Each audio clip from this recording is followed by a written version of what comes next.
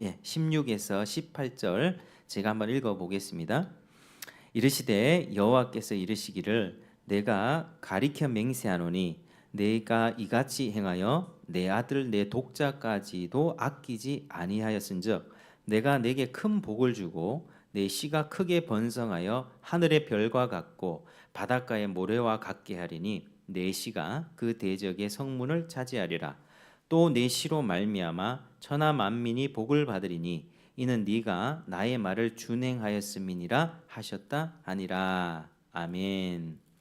자, 우리가 지금 성경의 그 전체적인 흐름 구속사를 살펴보고 있는데요. 특별히 이제 구속사 하나님께서 인류를 구원하신다는 그 계획입니다. 하나님 모든 것을 선하게 창조하셨지만 인간이 모든 것을 망쳐버렸습니다. 사람이 모든 물을 엎질러 버렸습니다. 근데 하나님은 엎질러진 물을 아주 깨끗하게 컵에 담으시는 것처럼 하나님께서 신실하게 그 약속을 주시고 이루어 가신다는 내용을 우리가 계속 살펴보고 있습니다. 그래서 이제 특별히 이 아브라함을 살펴보는 게 굉장히 중요한데, 아브라함에게 주신 이 언약이 두 가지 면에서 성취가 됩니다. 첫 번째는요, 한번 따라하시겠습니다. 전 인류의 구속사의 측면에서, 시작. 전 인류의 구속사의 측면에서. 그러니까 아브라함이 한 사람만을 가지고 얘기할 때 그 한 사람으로 끝나는 게 아니라 전체를 생각해야 됩니다. 아브라함이, 우리가 왜 이 고대 히브리인인 아브라함을 배워야 되겠습니까? 왜 성경책에 아브라함이 기록돼야 하겠습니까? 우리는 한국 사람이잖아요. 그런데 하나님이 아브라함에게 약속하시고 그에게 아들을 주신 것은 그냥 불쌍해서 주신 게 아니라 아브라함을 내가 큰 민족이 되게 하겠다, 내가 너를 메시아의 조상이 되게 하겠다라는 약속을 주셨습니다. 그래서 우리가 아브라함을 배우는 것입니다. 예수님의 조상으로 선택됐기 때문에. 그래서 그가 노년에 그가 팔팔한 30대 40대의 아이를 낳은 것도 아니고 100세가 돼서 할아버지가 됐던 그 나이에 하나님께서 아들을 주셨는데, 그것은 뭐냐면 하나님이 구속사를 이루어 가실 때에는 하나님이 전능하신 능력으로 이루어 가신다. 사람의 자기의 생식의 능력이 아닙니다. 아브라함의 혈기가 왕성하고 자식을 번성하고 낳을 수 있는 그 자연적인 능력으로 낳은 것이 아니라 하나님의 능력으로 죽은 자를 살리게 하는 하나님의 능력으로 자녀를 주셨고요. 그래서 아브라함이 얻은 게 이삭입니다. 그리고 이삭이 야곱이 됐고 야곱이 이스라엘이 됐습니다. 그래서 이스라엘 백성이 만들어졌고 다윗 왕이 태어났고 여기 다윗 왕조에서 예수님이 태어나게 됩니다. 그러니까 우리는 한국 사람이고 현대 사람이고 아브라함은 고대 히브리 사람인데 어떻게 연결이 되죠? 믿음으로. 그도 아브라함도 믿음으로 하나님 앞에 의롭다함을 받았고 우리는 아브라함의 자손으로 오신 예수님을 믿음으로 의롭다함을 받습니다. 아브라함도 믿음으로 의롭다, 우리도 믿음으로 의롭다함을 받죠. 그러니까 우리는 아브라함의 믿음의 다 자손들입니다. 그렇게 연결이 되는 것입니다. 그래서 전 인류의 구속사의 측면에서 성취가 되었고요. 그리고 두 번째로는 따라하시겠습니다. 아브라함의 개인의 삶의 측면에서, 시작. 아브라함의 개인의 삶의 측면에서 그가 전체적인 큰 그림의 중요한 스타트를 끄는 인물이었지만, 그러나 그 개인의 인생을 살펴봤을 때도 아주 축복을 받았던 인생입니다. 하나님 모르던 인생이었다니까요. 그 당시에 학교 다닐 때 메소포타미아 문명 이렇게 많이 배웠잖아요. 황하 문명, 인더스 문명, 이집트 문명, 인류의 4대 문명 하는데 그 성경에 기록된 메소포타미아 문명에서 살던 아주 화려하고 문명이 발달되었던 우르라는 도시에서 뭘 하며 살았냐? 우상을 깎아 만들던 집의 자식이었습니다. 하나님은 아짜도 알지 못했던 사람인데 그 사람이 하나님께서 부르심을 주었고 언약을 받고 살다 보니 이제 하나님의 형상으로 회복됐고요. 이제 하나님의 모습이 막 드러나는 겁니다. 주변의 이방 민족들이 볼 때, 와, 아브라함을 보니까 하나님이 너와 함께 있는 것을 알겠다. 우리 서로 공격하지 말자. 그리고 그 그랄 왕 아비멜렉의 이제 집에 하나님이 이제 벌을 내리셨는데 사라를 끌고 갔잖아요. 벌을 내리셨는데 이제 여종들이 그 집의 여자들이 모두 다 출산이 다 끊겨 버렸습니다. 아주 심각한 문제가 발생했는데 아브라함이 기도를 하니까 회복이 되었다는 것이죠. 그래서 아브라함의 모습을 보면서 왕의 모습도 보입니다. 와, 그 시대를 다스렸던 그 어떤 한 족장 왕의 모습도 보이고 선지자의 모습도 보입니다. 하나님의 말씀을 전하고 제사장의 모습도 보이죠. 기도해 주니까 낫습니다. 그러니까 아브라함의 한 인생은 이제 우상 숭배하던 그런 인생에서 어둠의 인생에서 아주 빛으로 영광스러운 인생으로 바뀌었다라는 것을 볼 수 있는 거죠. 그래서 하나님의 행하심에 감사하고 예배하는 자, 우상에게 절하던 그 인생이 하나님께 감사하고 하나님을 높여드리는 삶으로 바뀌었던 것입니다. 그래서 아브라함의 인생을 살펴볼 때 하나님께서 구속사를 이렇게 이루신다는 것을 알 수 있고 또 하나님 나라가 회복된다는 것을 알 수 있습니다. 그래서 아브라함이 지금 이제 믿음이 무럭무럭 자라고 있고 굉장히 절정에 이르고 있는 그때가 지금 이제 21장 넘어오면서 22장이 되거든요. 그때 이제 22장에 믿음의 절정입니다. 모든 것이 다 좋아 보입니다. 자식도 생겼고요. 노년에 자식 생겼고 하나님의 약속은 이루어질 것 같고 또 자기도 이미 이 지방에서 아주 강력한 이름 있고 명성 있는 한 족장이 되었습니다. 왕적인 존재로 급부상하면서 모든 것이 부족함이 없을 듯한 그때에 바로 지금 22장이 이어집니다. 자, 그래서 22장 1절에는 뭐라고 얘기하는가? 자, 22장 1절 같이 한번 읽겠습니다. 시작. 그 이후에 하나님이 아브라함을 시험하시려고 그를 부르시되 아브라함아 하시니 아멘. 자, 여기서 하나님이 아브라함을 시험하시려고 불렀다라고 말씀하죠. 여러분, 보통 우리가 일상생활에서 자꾸 시험 들었다 이렇게 하잖아요. 보통 어떨 때 그렇게 표현합니까? 뭔가 유혹에 넘어가거나 마음이 상했을 때 뭐 그럴 때 시험 들었다라고 얘기하죠. 보통 근데 시험은 성경에서 말하는 시험은 두 가지를 의미하는데 첫 번째는 죄의 유혹을 의미하고 또 하나는 이제 테스트를 의미합니다. 한번 따라하시겠습니다. 죄의 유혹 혹은 테스트. 죄의 유혹 혹은 테스트. 근데 여기서 시험은 테스트를 뜻합니다. 하나님이 아브라함을 시험하려고 불렀다 할 때는 하나님이 죄를 짓도록 유혹하는 분이 아니기 때문이죠. 여러분, 내가 죄 지어놓고 하나님 보고 하나님이 내게 죄 짓게 했잖아요. 이렇게 따지는 건 말이 안 됩니다. 하나님은 우리에게 죄 짓게 하는 분이 아니라 죄를 이길 힘을 주시는 분이세요. 죄를 짓게 하는 것은 사탄이 늘 그렇게 우리에게 죄를 짓도록 하고요. 우리 마음의 죄성이랑 연약함이 딱 사탄의 유혹과 딱 합치되면 죄를 짓게 됩니다.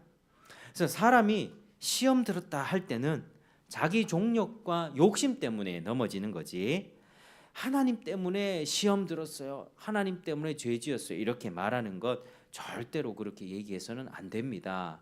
내 욕심 때문에 넘어가는 거예요. 따라서 지금 1절에 하나님이 아브라함을 시험하려고 불렀다라고 하는 것은 죄짓게 넘어지려고 하는 그 유혹이 아니라 그의 믿음이 어느 정도인지 테스트해 보려고 하는 시험입니다. 테스트. 우리도 중간 기말고사 치잖아요. 시험을 왜 칩니까? 나의 객관적인 점수, 내가 전국에서 몇 프로 정도 들어가나, 내가 몇 등급 정도 되지, 어느 정도의 대학을 갈 수 있지 점검하면서, 그리고 나의 실력을 객관적으로 보면서 공부를 할 거는 더 하고 부족한 부분을 채우고 하기 위해서 시험 보는 것 아니겠습니까? 그게 지금 이 시험입니다. 자, 그런데 하나님이 시험을 주시는데 이게 언제 주시는가? 그 일 후에 돼 있죠. 그 일 후에. 자, 그 일 후에 제가 서두에 말씀드렸듯이 지금 아브라함이 이때 어때냐면요, 믿음이 굉장히 절정에 이르렀을 때입니다. 모든 것이 평탄하게 흘러가는 듯한 때에 주십니다.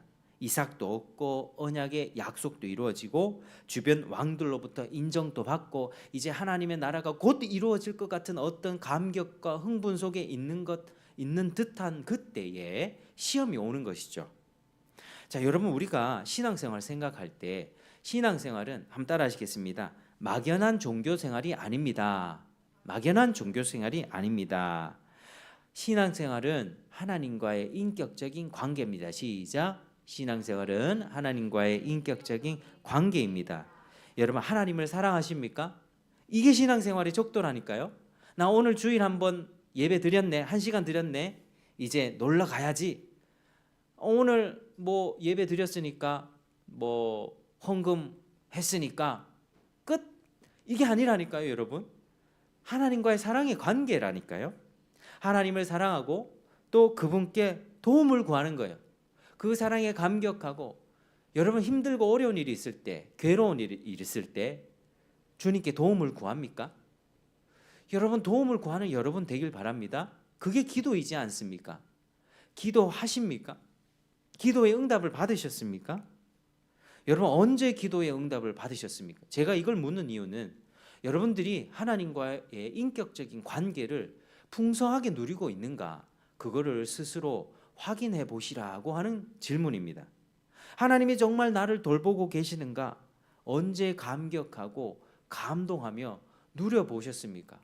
언제 주님의 사랑에 눈물을 흘려보고, 아, 주님이 나 같은 인생을 보살펴 주시는구나, 언제 눈물로 그렇게 주님 앞에 가보셨습니까? 여러분, 이게 없다면 신앙생활이요, 죽은 거예요. 죽은 거. 하나님은 살아계신 하나님이십니다. 주님과의 인격적인 사랑의 관계를 꾸려가는 것이, 그게 바로 신앙생활입니다. 관계에서 감격하고, 그러나 우리가 죄로 인해서 하나님을 실망시켜 드렸을 때 회개하면서 눈물로 하나님 앞에 화해를 청할 수 있습니다. 하나님, 내가 잘못했습니다. 그러니까 이런 관계들이요, 기도 생활을 통해서 점검할 수 있죠. 여러분, 힘들고 괴로울 때 왜 기도를 하지 않죠? 왜 하나님의 말씀을 들었을 때 그것이 내 생각과 가치관에 부딪히면 그거를 한 귀로 듣고 한 귀로 흘리죠? 하나님 말씀을 들었다면 반드시 기도라고 하는 것으로 표출되어야만 합니다. 그래서 기도 응답을 받으시는 여러분 되길 바랍니다. 저는 최근에도 기도 응답들이 몇 가지 있습니다. 개인적으로 나중에 말씀을 드릴게요. 그런 부분들에 하나님께서 눈물로 기도케 하시는 그런 감격들도 있었습니다. 여러분, 하나님은, 우리가 섬기는 그 하나님은 돌부처를 섬기는 게 아니에요. 하나님은 뭐 돌 깎아놓은 부처상에다가 절하고 아무런 응답이 없는 그 비인격적인 신 앞에서 비나이다 비나이다 절하고, 내가 이렇게 100번 절하고 1000번 절하고 100일 절하고 막 하면은 그 신이 반응하겠지? 절대 그거 아니라니까요. 하나님은 인격신입니다. 그래서 하나님은 인격적인 관계를 통해서 우리에게 복을 주시고, 눈에 보이진 않지만 우리에게 말씀하시고, 우리는 기도로 응답하고, 하나님 앞에 응답받으면 감사하고, 그렇게 살아가는 게 우리 신앙생활입니다. 근데 그 인격적인 하나님께서 시험을 주시는 이유가 무엇이겠습니까? 왜 테스트를 하겠습니까? 따르겠습니다. 신자의 마음과 사랑을 확인하고 싶기 때문에. 시작. 신자의 마음과 사랑을 확인하고 싶기 때문에. 여러분, 하나님이 우리의 마음 아실까요? 모르실까요? 전부 다 아십니다. 우리가 표현하지 않아도 다 아십니다. 그런데 하나님은요, 그 사랑을 보기를 원하세요. 그 입술의 고백, 그리고 그 삶의 순종으로 보기를 원하신다니까요. 그 사랑을 확인하고, 왜? 복을 다시 주기 위해서 시험을 주시는 것입니다. 이것은요, 하나님에게서 나타나는 여성적인 면모라고 볼 수 있습니다. 하나님 남자입니까? 여자입니까? 둘 다 아닙니다. 둘 다 아니에요. 저는 예전에 이걸 처음에 딱 들었을 때, 하나님은 남성도 아니고 여성도 아니고 중성이다 이랬을 때 깜짝 놀랐습니다. 하나님 아버지라면서 남자 아니었어? 이렇게 생각했는데, 근데 가만히 생각해 보면 하나님은요, 우리처럼 육체가 없으세요. 우리가 남자라고 하는 게, 여자라고 하는 게 어디서 결정적으로 드러납니까? 우리 몸의 DNA. 저는 XY고요. 남자들은 XY고요. 여자들은 XX입니다. 거기서 성이 갈라지는 거고요. 나머지는 다 똑같습니다. 근데 하나님 그게 없으시다니까요. 영이시고 남성적인 부분과 여성적인 부분이 다 있습니다. 그러니까 이제 하나님이 이런 분이세요. 근데 성경은 주로 하나님에 대해서 말을 할 때 주로 남성적인 면모로 많이 말씀을 하시죠. 계시가 되어 있죠. 하나님이 세상을 만드시고 다스리고 이끌어 가시고 통치하시고 심판하시고 복을 주시는 아주 권위자로서의 모습, 이거는 남성적인 면모입니다. 하나님은 왕이세요. 왕. 그러니까 하나님은 주로 남성적인 모습으로 계시를 하시고 우리를 다스려 가시지만 때때로 하나님이 굉장히 여성적인 면모를 보여주실 때가 있는데, 어떻게 표현하죠? 하나님이 내가 너희를 낳았다, 내가 너희를 길렀다, 내가 너희 핏덩이 같은 너희들을 부모에게 버림받은 고아 같은 그 인생을 내가 너희를 구원해내 가지고 먹이고 입히고 돌봐주고 젖을 먹여주지 않았냐? 그런데 너는 왜 나를 배반하고 떠나가느냐? 이렇게 하지 않았습니까? 그러니까 하나님은 주로 남성적인 면모로 모든 세상을 다스리고 통치하시지만, 왕이시지만 굉장히 섬세하고 여성적인 부분이 있는 거예요. 낳고 기르고 젖 먹여주시는. 여러분, 아기를 낳아서 옛날 한번 생각해 보십시오. 응영이 아기 낳아서 이제 기를 때 제 얘기기도 합니다. 아기가 잠자다가 깨서 젖먹이 이렇게 젖을 달라고 하면 누가 잘 깹니까? 엄마가 깨죠. 엄마가. 저는 잠을 잘 잡니다. 아기가 울어도 그냥 그 소리 잘 못 듣고 잠을 너무 잘 자요. 지금도 잠을 잘 잡니다. 그게 참 감사한 부분인데, 근데 여자들은, 여성은 모성애가 있어서 아기가 무슨 소리가, 우는 소리가 들리고 뭔가 낌새가 그렇다 하면 엄마들이 깨요. 엄마들이 깨가지고 젖을 물리거나 뭐 열이 나지 않나 확인하죠. 하나님이 그렇다니까요. 하나님이 남성적인 면모뿐만 아니라 여성적인 면모가 있는데 그렇게 세심하게 우리를 보살피고요. 지금 오늘 이 본문에서도 아브라함에게 시험하셨던 것도 그겁니다. 여성적인 면모입니다. 사랑을 확인하고 싶어 하잖아요. 여러분, 결혼 생활하면서 여성들이 남자들에게, 남편에게 듣고 싶어 하는 말이 뭡니까? 이제는 포기했다. 뭘 듣고 싶어 합니까? 사랑해, 고마워, 이런 거 아니겠습니까? 너밖에 없어, 이런 거 아니겠어요? 아버님, 어머니에게 좀 그런 말씀 하고 사십니까? 안 하죠. 안 하죠. 우리 경상도권에서는 그게 참 힘들어요. 저도 좀 힘들거든요. 그런데 이게 그래요. 결혼해 봐서 사니까 남자들은, 이게 여자가 여보 나 사랑해 하면은 뭐라고 하죠? 남편이 뭐 쓸데없는 소리 하지 말아 하죠. 근데 그게 쓸데없는 소리가 아니잖아요. 사랑을 늘 확인하고 싶어 하는 게 그게 여자들의 기본적인 마음이에요. 하나님이 그렇다니까요. 하나님, 너 사랑하면 나에게 말과 행동으로 보여줘. 이게 지금 아브라함에게 시험을 했다는 것입니다. 하나님은 막연한 돌부처가 아니에요. 살아서 역사하시고 사랑의 관계를 원하고 먼저 사랑을 베풀어 주시고 그 사랑의 보답을 보기를 원하세요. 말하지 않아도 다 알아요. 이거 아니라니까요. 뭐 쓸데없는 소리 하노? 그건 말해야 하나? 경상도 남자들이 그렇게 얘기하는데, 근데 말해야 합니다. 말해야 되고요. 행동으로도 보여줘야 되고요. 그렇게 사랑을 갖고 가는데 그게 우리 정말 아름다운 부부관계의 모습이에요. 근데 하나님이 우리를 대하실 때 네가 나를 정말 사랑한다면 그 사랑을 내가 보기를 원해. 좀 보여줘. 주님이 그거를 원하십니다. 그게 시험의 목적이에요. 테스트. 아브라함에게 그렇게 시험했던 이유가 네가 나를 사랑하느냐? 그러면 그 사랑을 좀 보여달란 말이야. 그리고 그 시험에 패스했을 때, 통과했을 때 더 큰 복을 주려고 하시는 것입니다.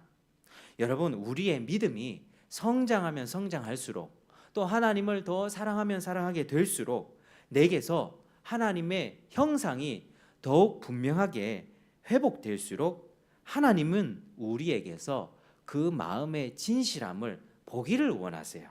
그리고 하나님을 향한 사랑을 공개적으로 이렇게 표현하기를 원하십니다. 그거 기억하십시오. 그래서 때로는 그 시험이 어렵게 느껴질 수가 있는데, 왜냐하면 이 테스트는 고난이도의 테스트이기 때문이에요. 쉬운 시험이 아니라 어려운 시험을 주신다니까요. 정말 이렇게까지 해야 되나? 말도 안 된다. 그러나 하나님을 사랑하는 자에게는 불가능이 없거든요. 불가능이 없습니다. 하나님을 사랑하면 그 시험 통과할 수 있습니다. 자기 목숨까지 바치는 게 그게 진짜 사랑이죠.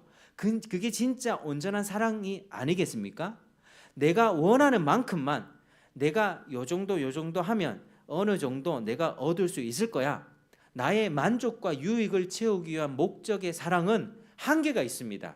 이 정도 넘어가면 더 이상 내가 받을 게 없거든요. 내가 요 정도 줘야 요 정도 받으니까 나의 이기적이고 나 중심적인 사랑으로는 온전한 사랑을 이룰 수가 없다니까요. 남들이 봐서는 저 사람 진짜 가족들 잘 섬긴다, 저 사람 진짜 사랑하는 것 같다 해도 그 마음에 자기 중심적인 그 중심의 깊은 중심이 이렇게 깨지지 않으면요, 그 한계를 벗어날 수 없는 게 인간이라고 하는 거예요.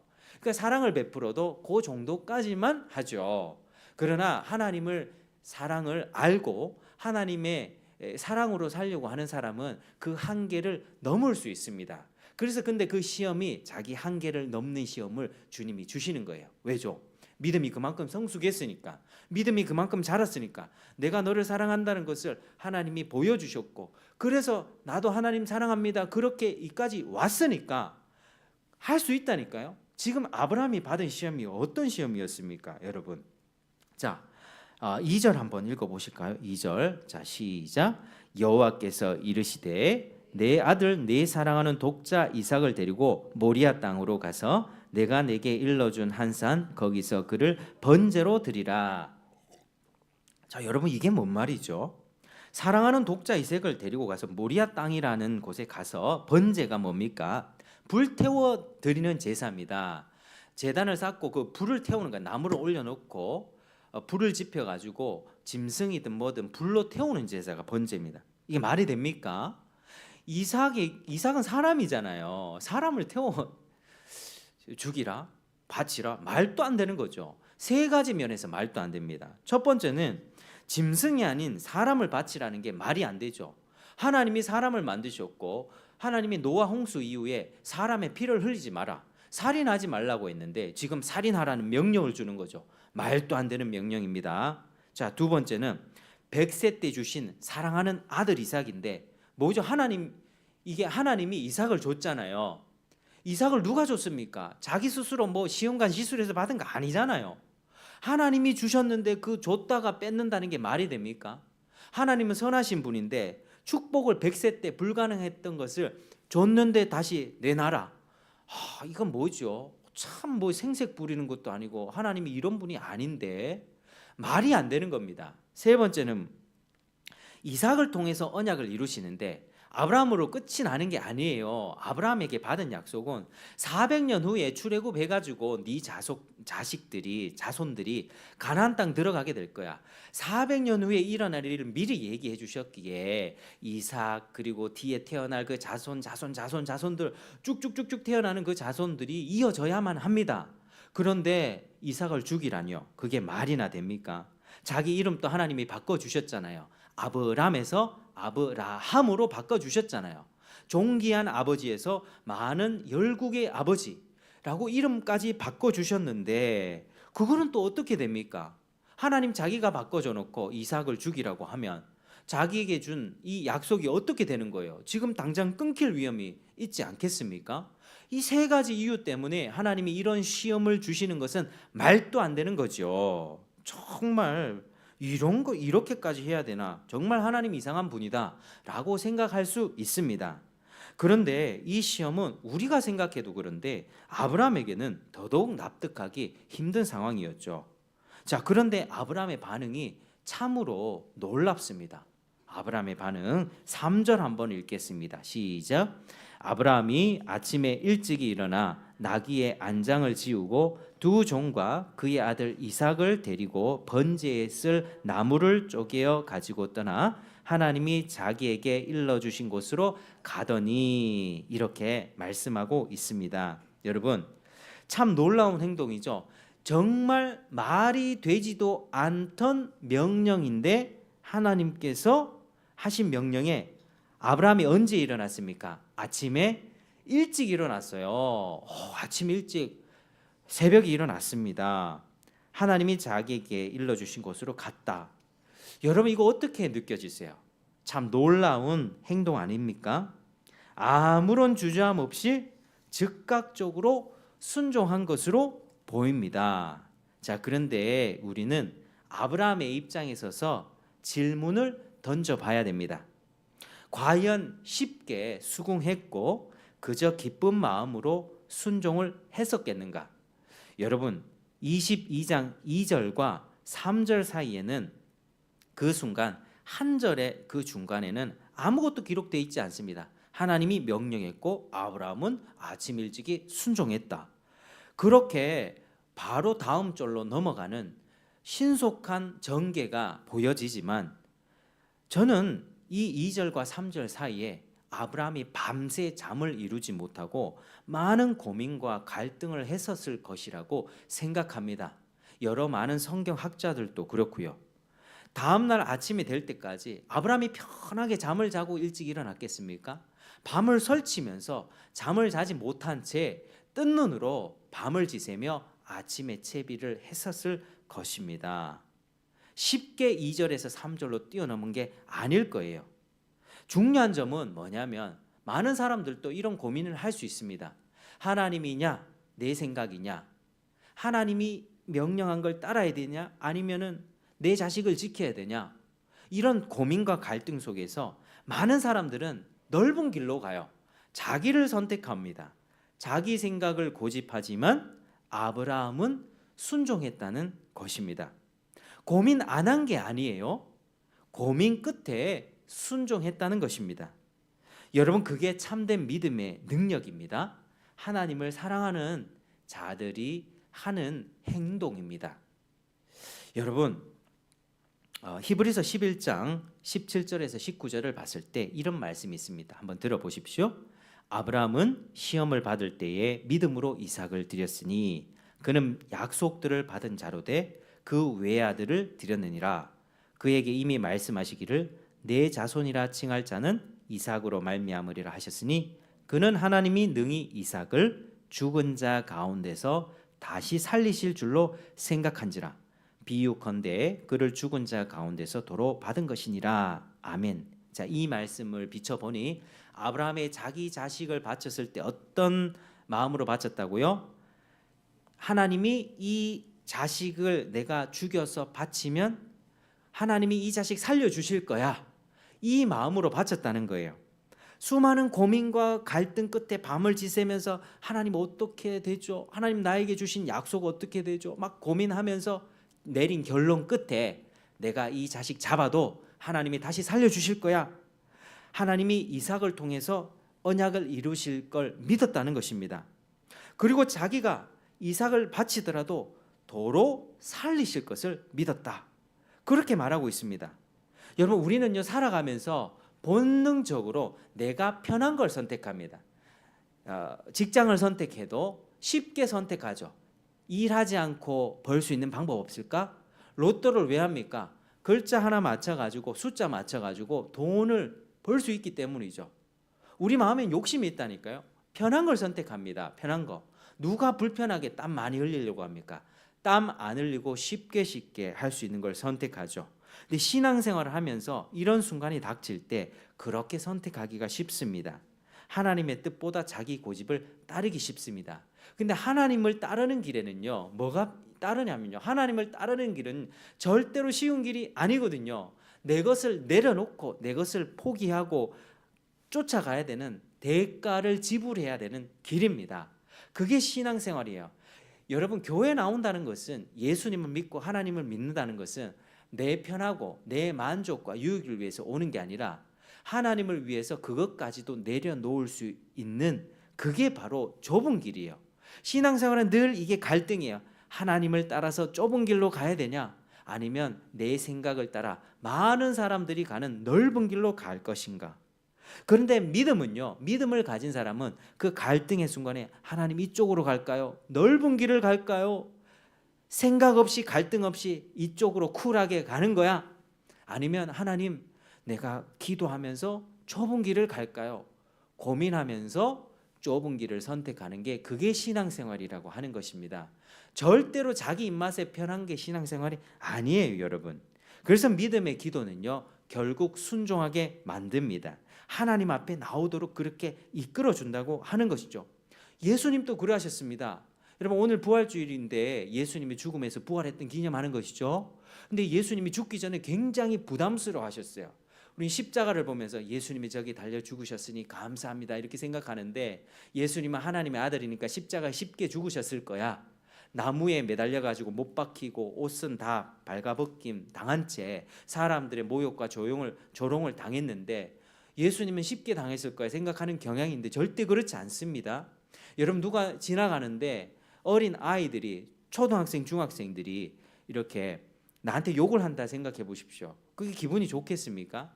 요즘 학생들은 질이 많이 나빠져 가지고요, 그렇게 합니다. 어른들이 뭔 얘기하면. 제가 어제 아이들 데리고 반야월 초등학교에 잠시 축구를 좀 시켜줬는데 중학생 애들이 오는 거예요. 근데 그 학교 관리인들이 저하고 애들은 축구를 하도록 허락해 줬어요. 저는 보호자고 애들이니까. 근데 중학생들이 들어오니까 학생들, 중학생들이니까 중학생입니까? 중학생들은 안 됩니다. 중학생들 가세요. 저희들 공차로 왔는데요. 그러니까 요즘에 이제 중학생들이 와가지고 담배 피고 술 먹고 오줌 싸놓고 뭐 이러니까 학생을 안 받는다는 거죠.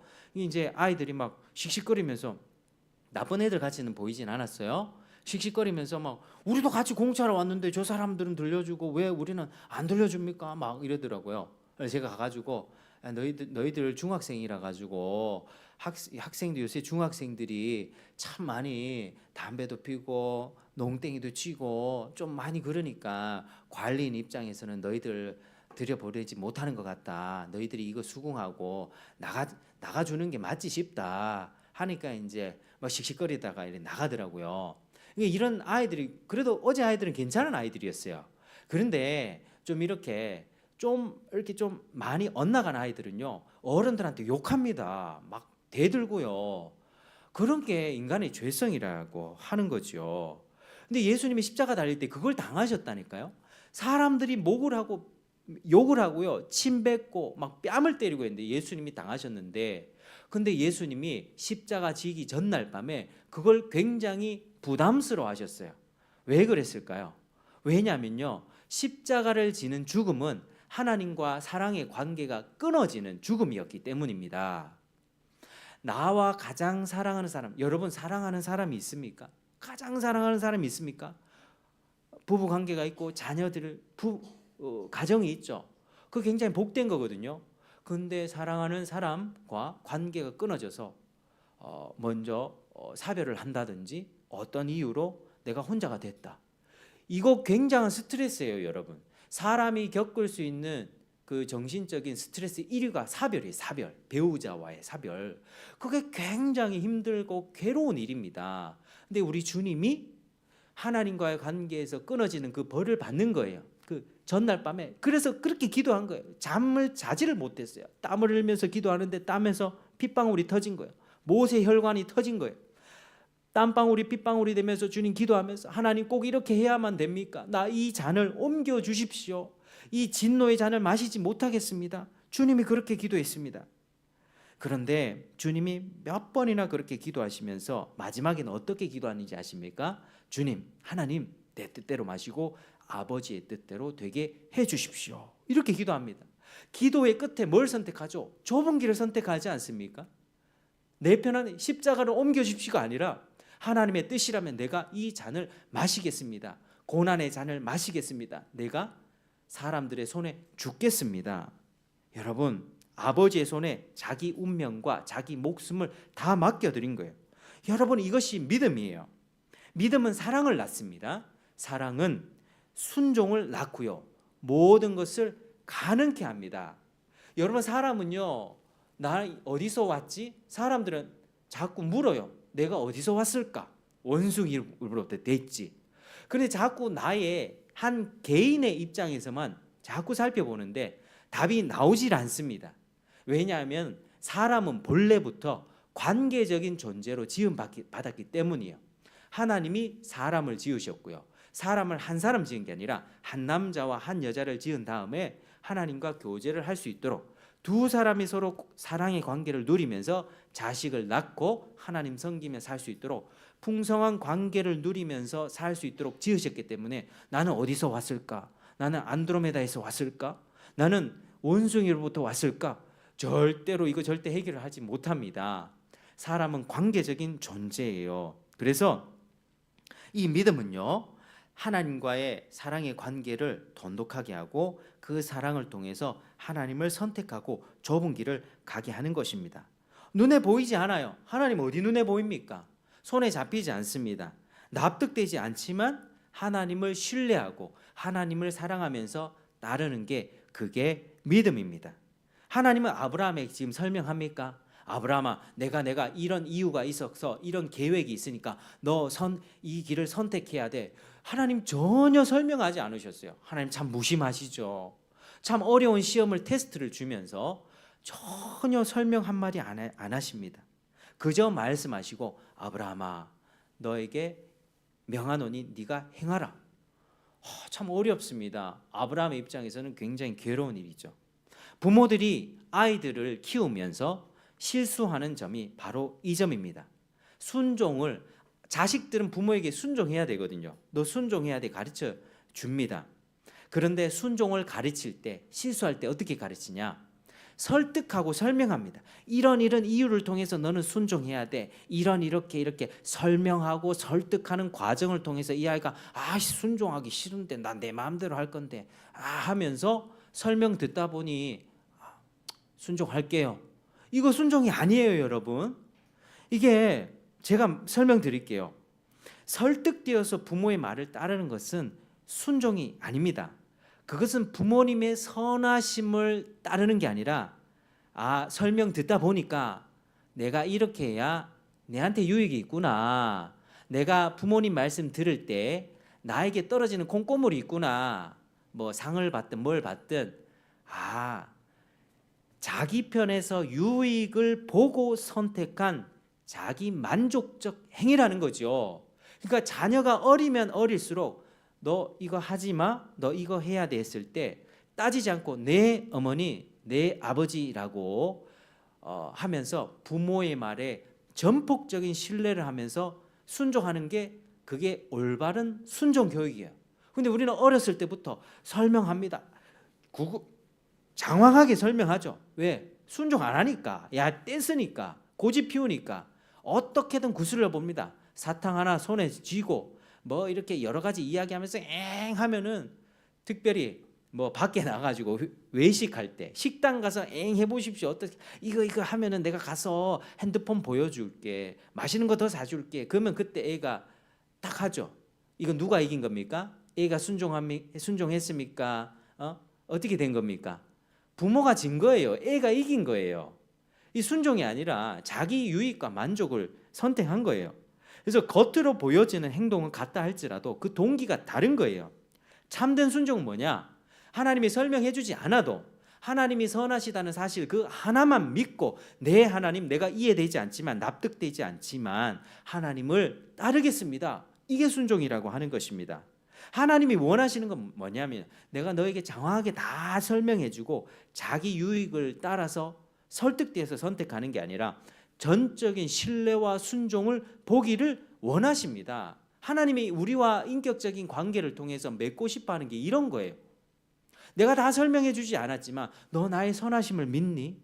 그렇다면 내가 너에게 명령한 것이 이해되지 않고 납득되지 않아도 당장에 손에 잡히는 게 없다 해도 눈에 보이지 않는다 할지라도 너는 내가 선하다는 사실을 믿고 나를 따라오길 바란다.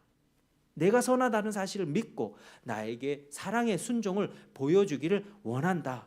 그 이유는 나중에 알게 될 것이다. 여러분, 이게 신앙생활이에요. 그게 정말 하나님과의 인격적인 관계 속에서 이게 우리는 밀당이 있는 거예요. 밀고 땡기고. 그리고 하나님이 모든 걸 주관하시는 거예요. 아브라함이 가나안에 처음에 들어왔을 때도 그랬습니다. 뭔가 보고 왔습니까? 하나님이 뭐 사진을 찍어서 보여주고 이 땅 봐. 가면 복이 넘칠 거야. 아니죠. 그때는 기술도 없었고요. 아브라함에게 너 친척과 아버지 집을 떠나서 내가 명하는 그 땅으로 가. 아브라함이 믿음으로 반응하죠. 눈에 보이는 게 전혀 없었습니다. 근데 막상 가보니까 어때요? 아주 척박한 땅이었어요. 가나안 땅이 좋은 땅이라고 생각하시면 안 됩니다. 그 지금 고대 이스라엘 땅, 제가 이스라엘 가봤잖아요. 정말 그 산도요 다 돌산이에요. 돌산. 비가 내리면요 이 땅이 이렇게 곡식이 자랄 수가 없어요. 그러니까 포도나무 같이 물이 별로 필요하지 않는, 물이 적게 필요한, 물이 적어도 자랄 수 있는 그런 작물이 자라죠. 그러니까 이 강이 없어요. 고대의 기준에서 좋은 땅은요 강이 항상 풍성한, 강우량이 풍성한 지역이 그게 좋은 땅입니다. 그게 애굽과 같은 지역이죠. 나일강이 흘렀으니까요. 그런데 이 여기는요 강도 별로 흐르지 않고 뭐 다 산악지대고요. 뭐 예루살렘이, 저도 예루살렘에 버스 타고 가봤는데 버스를요 계속 대관령 가듯이 이렇게 오르막길을 갑니다. 아주 높은 지대, 해발 800m 높은 지역에 있습니다. 근데 아브라함이 그 땅에 딱 가보니까 뭐 목초지도 안 보이고 풀은 뭐 열매도 잘 안 보이지. 그냥 높은 산지대지. 이게 무슨 좋은 땅입니까? 근데 하나님이 약속하셨어요. 네가 나의 말에 순종하면 너희가 복 줄 것이다. 아브라함이 기근이 들었을 때, 비가 내리지 않았을 때, 그래서 애굽으로 도망가는 실수를 하죠. 죄를 범하죠.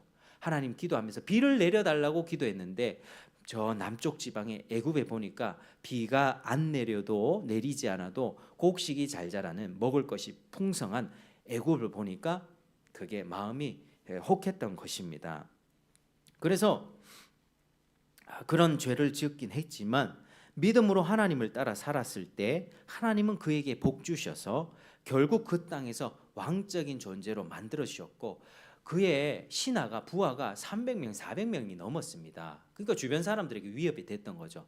그 사람들을 어떻게 다 먹여 살렸겠습니까? 하나님이 때마다 비를 내려주셨고, 때마다 또 이슬을 내려주셨고, 하나님이 때마다 작물을 허락해 주셔서, 또는 짐승도, 가축과 염소, 양, 이런 낙타와 같은 짐승들도 굉장히 많아졌습니다.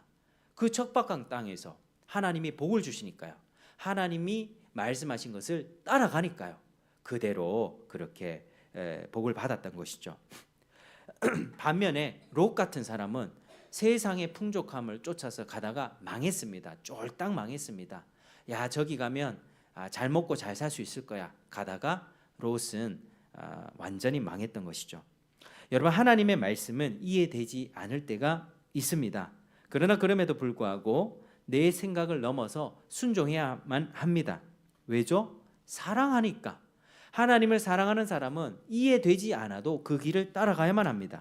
그런데 그거 언제 알게 됩니까? 나중에 알게 돼. 나중에. 지금은 몰라요. 지금은 고민과 갈등이고 어려워요.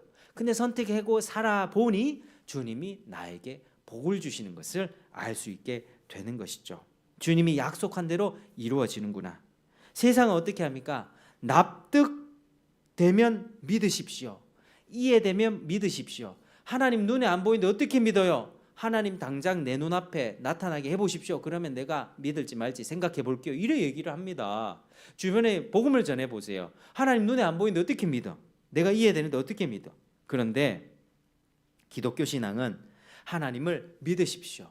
눈에 보이지 않지만 하나님이 이 성경 말씀 허락해 주지 않았습니까? 성경을 통해서 하나님이 어떤 분인지, 하나님이 어떤 뜻을 갖고 있는지, 우리 인간은 하나님이 어떻게 반응해야 되는지를 배우고 하나님을 신뢰하십시오. 믿으십시오. 그러면 주님께서 복을 주실 것입니다. 이해될 것입니다. 그렇게 얘기하는 것입니다. 이건 맹신이 아니에요. 기독교 신앙은 맹신 아닙니다. 눈에 안 보이는데 그냥 맹하게 믿는 거 아니라고요. 성경을 통해서 철저하게 하나님이 어떤 분인지 알아가는 거예요. 예수님이 어떤 분인지, 인간은 어떤 존재인지, 내가 왜 이렇게 비참하게 사는지, 여기서 헤어나올 수 있는 길은 없는지, 주님이 약속하신 그 복은 뭔지 곰곰하게 계시를 통해서, 설교를 통해서, 성경 공부를 통해서, 성경을 스스로 읽으면서 충분히 배운 다음에 이제 내가 선택하는 거예요. 과연 내가 어느 길을 갈 것인가? 신앙생활은 인격적인 하나님을 사랑하면서 신뢰하며 따르는 것입니다. 신앙이란 신앙의 대상이 있죠. 내가 믿는 그 하나님, 하나님께서 택한 백성에게 복을 주시고 선을 행하시고 그리고 영원한 나라, 안전한 하나님의 나라로 이끌어 가신다는 사실을 확신하는 것입니다. 그리고 어떤 위기 상황에서 내 삶에 하나님 믿는데 왜 이렇게 어려워지지? 왜 내 몸에 병이 생기고 내 가운데 자꾸 어려운 일이 생기지? 하나님 미워요? 이게 아니라요. 왜 어려운 일이 생기지? 할 그때에 그럼에도 불구하고 주님의 선하심을 기억하면서 지금 내가 괴로움과 고통 가운데 있지만 주님은 나를 지금 업고 가시는 거야. 주님의 손은 나를 놓지 않는 거야. 선하심을 붙잡으면서 끝까지 이 길을, 좁은 길을 가는 것이 신앙생활입니다. 그래서 믿음이 필요하죠. 하나님을 신뢰함이 필요합니다. 한 걸음 한 걸음 믿고 나아갈 때 나중에 이해될 것입니다. 여러분 지금 아주 그런 좁은 길 가고 계십니까? 좁고 어둡고 이해되지 않는 길을 가고 계십니까? 그러나 주님께 기도하면서 기도의 끝에는 그 좁은 길을 끝까지 갈 수 있도록 하나님 앞에 구하시고 응답받으시길 바랍니다. 넓은 길로 유턴하시면 안 돼요.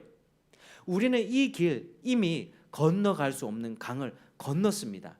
주님이 이미 축복의 자리로 우리는 이미 복을 받았고요. 그 복의 완성을 향해서 가는 존재들입니다. 그 길에는 가시밭이 있을 수 있고 돌밭이 있을 수 있고 내 몸에 상처가 날 수 있습니다. 가슴에 스크래치가 날 수 있습니다. 상처받을 수 있습니다. 그러나 그럼에도 불구하고 이 길을 통과하다 보면 주님께서 모든 복들을 완성시킬 것이다. 정말 그럴까요? 정말 그 길을 가면 그렇게 될까요? 이어지는 내용을 한번 살펴보겠습니다. 우리 5절을 한번 읽어보겠습니다. 3절에 보시니까요. 이제 다 일러주신 곳으로 갔죠. 다 이제 도착했습니다. 자, 5절 같이 22장 5절 시작. 이에 아브라함이 종들에게 이르되 너희는 나귀와 함께 여기서 기다리라. 내가 아이와 함께 저기 가서 예배하고 우리가 너희에게서 돌아오리라 하고. 아멘. 자, 3일 길을 간 후에 종들에게 얘기하죠. 너희는 기다려라. 나는 하나님께 예배하고 돌아오겠다. 자, 예배하고 돌아오겠다. 이 표현에 주의해야 됩니다. 자, 아브라함의 시험은 곧 뭐라고요? 예배라는 겁니다. 아브라함의 시험은 곧 예배에 관한 것입니다. 자, 아브라함이 21장 33절에 아브라함 21장 33절에 같이 한번 읽어볼까요? 시작.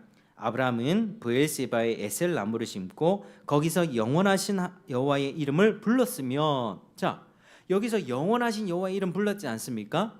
아브라함이 자신의 삶 가운데 축복하신 역사하신 하나님을 찬양했습니다. 이삭을 주셨고 모든 이방 왕들 가운데 인정을 받는 그런 존재로 급부상했습니다. 하나님이 영원하시고 변치 않으시는 신실한 하나님임을 찬양했습니다. 그래서 하나님은 아브라함에게 이삭을 번제로 드리라는 명을 하면서 하나님의 약속이 영원히 변치 않겠다는 고백을 그의 삶에서도 보기를 원하셨습니다. 이제는 직접 보기를 원하셨다고요. 아브라함이 예배했잖아요. 영원하신 하나님을 찬양합니다. 고백했잖아요. 이제는 그걸 보기를 원했다는 거예요. 이삭을 바치는 그 행위로, 그 순종으로. 하나님이 이제 이렇게 얘기를 한 게 네가 나를 영원한 하나님으로 고백했는데 그 고백을 삶으로 보여줄 수 있겠느냐? 네가 나의 영원함을 믿는다고 했는데 그러면 네 사랑하는 독자 이삭까지도 제거할 수 있겠느냐? 이삭이 없어진다 할지라도 영원한 그 약속이 내가 그 약속을 이룰 것이라는 것을 네가 믿느냐? 이거를 하나님이 이 시험을 통해서 보기를 원하신다는 거죠. 아브라함이 만약에 인간적인 생각에만 갇혀 있었다면 이삭이 끊어지면 안 되는데 하나님 이삭 끊어지면 큰일 납니다. 하나님의 모든 약속도 이루어지지 않을 것이라 생각했을 것입니다. 근데 아브라함은 인간의 생각을 초월했습니다. 이삭이 끊어진다 해도 하나님은 그를 다시 살리셔서 하나님의 약속을 영원히 이루어 가신다는 것을 믿었다는 것입니다. 이삭을 다시 살려내시던 아니면 이삭의 동생을 주시던 하나님이 어떻게든 이루실 것을 믿었다는 거죠. 그렇게 아브라함은 믿음으로 이삭을 제단에 올려 그를 결박한 후에 칼로 그를 잡으려고 할 바로 그때에 무슨 일이 일어납니까? 11절 12절 같이 시작.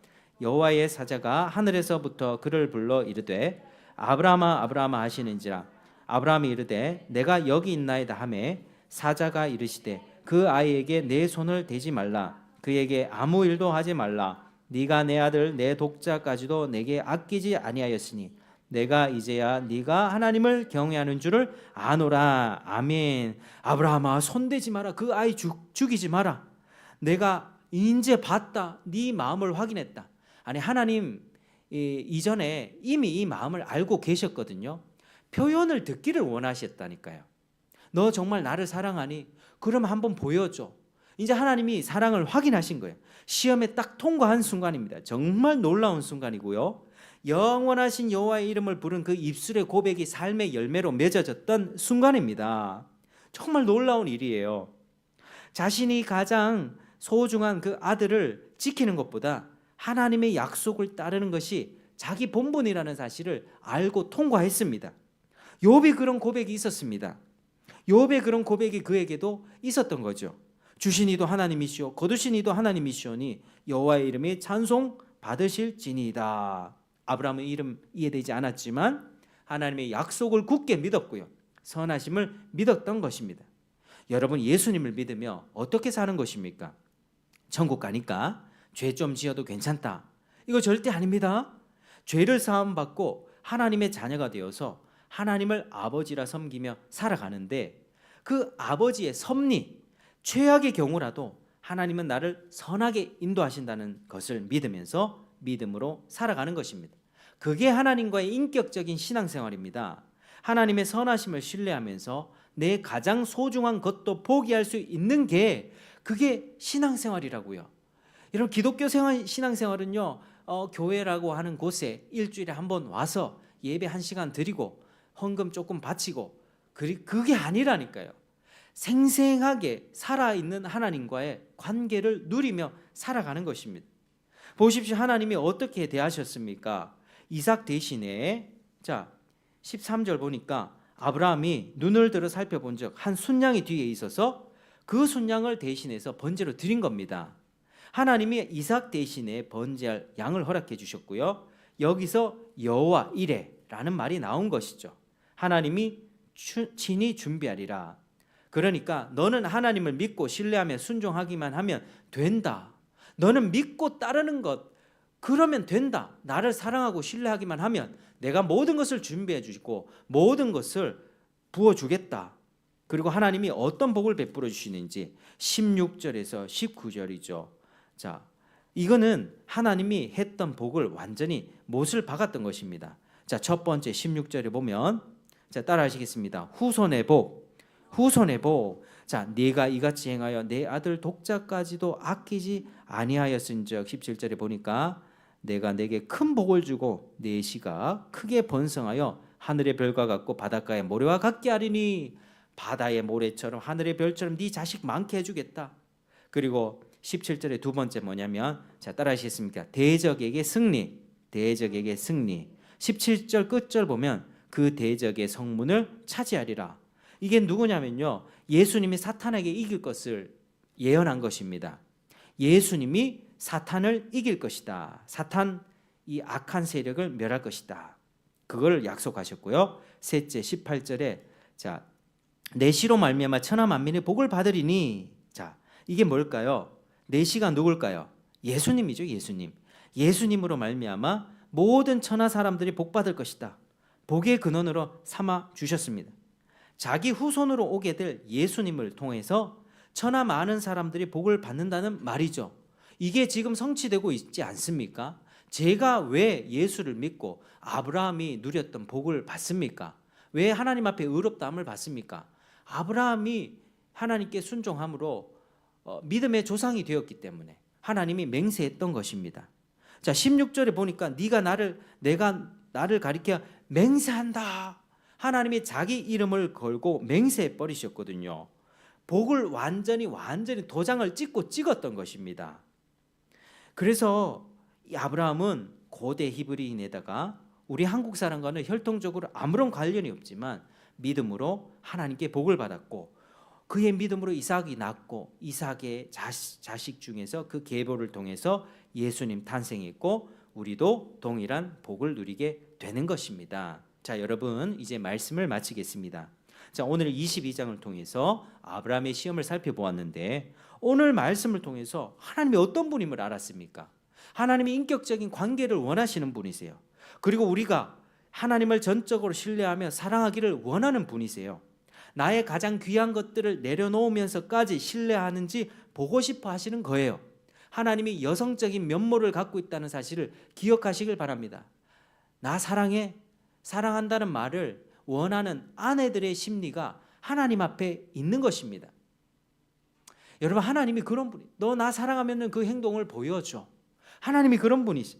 하나님을 최고로 가치를 알고 최상의 순종을 드리며, 하나님 가장 선한 분입니다. 하나님이 영원하신 분입니다. 하나님이 약속을 신실하게 지키는 분입니다. 나를 절대로 버리지 않는 영원하신 분입니다 라고 하는 것을 고백함과 더불어 삶에서 보기를 원하십니다. 우리를 괴롭히려고 하는 게 아니에요. 우리에게 복을 주시려고, 하나님은 그 믿음을 보고 더 큰 복을 주시고 아예 맹세하려고 하는 것입니다. 여러분, 성경 읽으십시오. 설교를 잘 들으십시오. 하나님의 선하심을 맛보시길 바랍니다. 하나님이 택한 백성을 얼마나 사랑하시는가, 그리고 그 순간 우리에게서 그 사랑을 보기를 원하며 복을 주기를 원하신다는 사실을 확인하시길 바랍니다. 여러분, 하나님 그런 분이세요. 우리 한 사람 한 사람의 인생 가운데 긍휼을 베풀어 주시고 자비를 베풀어 주시고 망가지고 비참, 우리 인생은요 다 별반 다를 바가 없어요. 저 감옥에 들어간 사람하고 우리 평범하게 사는 듯하지만 다를 바 없어요. 다 죄를 지어. 다른 거는 갔다 왔냐 아니냐, 경찰한테 붙들려 왔냐 아니냐. 여러분, 어떤 물건을 도둑질 해가지고 3년형을 들어왔습니다. 아주 비싼 자동차를 훔쳐가지고 3년 다녀왔습니다. 도둑질한 거 아주 크게 얘기하죠. 너 죄인 취급하죠. 그런데 내가 아주 사람에게 심한 욕을 해가지고 그 인격을 말살하고 그 인격을 모독해가지고 그 인생이 정말로 우울증과 좌절과 절망으로 헤어나오지 못하는 그런 인생으로 가게 하는 그 죄에 대해서는 왜 깨닫지 못합니까? 왜 도둑질해서 감옥 간 사람만 비판하고, 왜 자신 속에서 자기 입에서 나오는 욕과 험한 말들과 상처 주는 말들로 인해서 살인죄를 범한다는 것을 왜 모릅니까? 여러분, 그걸 아셔야 됩니다. 내가 죄를 지었다. 그러나 하나님께서는 그 죄 짓고 망가지고, 우리 다 그렇게 살거든요. 서로 물고 뜯고 찢고 볶고 그렇게 서로 상처받고 깨지며 사는 그 인생 가운데 하나님이 우리를 구원해 주셔서 우리에게 복을 주기를 원하십니다. 새로운 생명을 주기를 원하시고, 남들 다 가는 편하고 넓은 길, 탐욕을 채우는 자기 만족의 유익을 길이 아니라 좁은 길로 가면서 하나님 나라를 누리며 하나님의 선하심을 맛보며 예배하며 찬양하며, 나 하나님 한 분만이면 좋게요. 그전에는 사람들로부터 이 남자 저 남자, 이 사람 저 사람으로부터, 돈으로부터 만족을 구하며 살아갔던 그 인생이었지만, 다른 것 없어도 괜찮아요. 하나님 한 분만이면 충분합니다. 하나님을 사랑합니다. 하나님께 사랑을 드리며 살기 원합니다 라고 하는 그 삶을 살기를 원하세요. 그것 때문에 예수님 보내주셨고 예수님이 죽고 부활하신 것입니다. 여러분, 삶의 모든 순간에 이해되지 않는, 납득되지 않는 일이 있을 것입니다. 이런 시험의 순간에도 주님을 선택하고 따르는 여러분 되길 바랍니다. 믿음이 생기지 않으면 구하세요. 하나님 믿음을 주세요. 그리고 그 기도의 끝에 주님을 선택하여 아주 큰 복을 받고 하나님께 인정을 받고, 우리 한 명의 인생을 통해서 내가 살아나고 내 자식들이 살아나고 내 주변에 죽어가는 인생들이 빛으로 나오는 그런 복된 인생 되시기를 주의 이름으로 축복합니다. 기도하겠습니다. 아버지 하나님, 감사합니다. 우리 정말 하나님의 은혜를 이렇게 확인했습니다. 하나님이 우리와 인격적인 관계를 원하시고 사랑과 신뢰를 원하신다는 사실, 죄로 인해 죽어가는 우리 인생들을 하나님이 우리를 불러주셨는데 우리는 늘 남을 정죄하고 비판합니다. 네가 더 큰 죄를 지었잖아. 자기 죄는 보지를 못합니다. 주여, 이런 우리를 불쌍히 여겨주시고 예수 그리스도의 믿음에 들어오게 하시고 그로 인하여 회개케 하시고 회개로 인하여 내 자신이 변화되게 하시고 끝까지 주님을 신뢰하고 사랑하며 좁은 길 가는 저희 될 수 있도록 도와주시고 주님이 주시는 시험에 통과해서 주님을 기쁘시게 하는 자들 되게 하여 주시옵소서. 주님 감사드리며 이 모든 말씀 예수님 이름으로 기도합니다. 아멘. 우리 시간 찬송 322장